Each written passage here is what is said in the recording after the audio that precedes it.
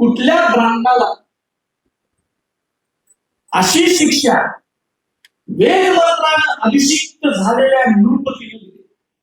एकही उदाहरण नाही भेटणार. पण या शंभू राजाने दिली स्वराज्य वाचवण्यासाठी.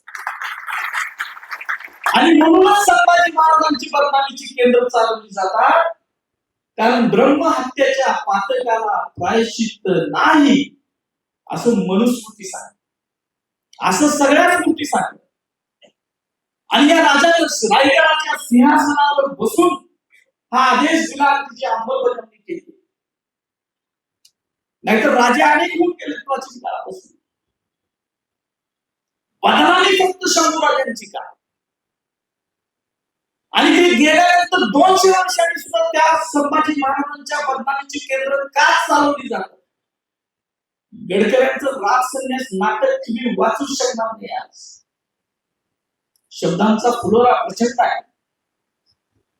भाषा प्रभू म्हटलं जात, पण त्या भाषा प्रभूंना या नची केळकरांच्या नादानपणा केला आणि शंभू राजांसारख्या महापराक्रमी राजाचं चरित्र ज्या नाटकात रंगवलंय.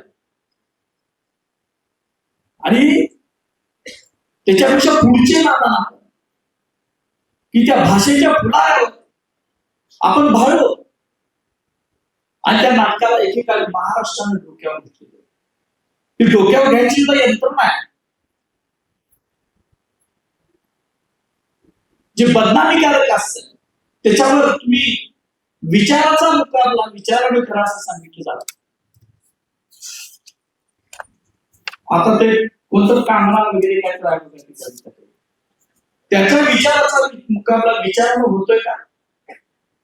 जेम्सने धारण लिहिलं त्यावेळेला सांगायला लागले की विचाराचा मुकाबला विचारानं करा. आणि ज्या वेळेला तुमच्यावर येते त्यावेळेला विचाराचा मुकाबला विचारानं होत. पण आम्ही विचारवंत आहोत, आम्ही आमचा समाज विचारवंत आहे. आम्ही विचारांचा मुकाबला विचारांनाच करणार आहे. या आमच्यातला भगतसिंग मेलाय असं कोणी समजू नये. तो जिवंत आहे. पण भगतसिंग कधी बाहेर काढायचा याची सत्सद विवेक बुद्धी सुद्धा आमच्याकडे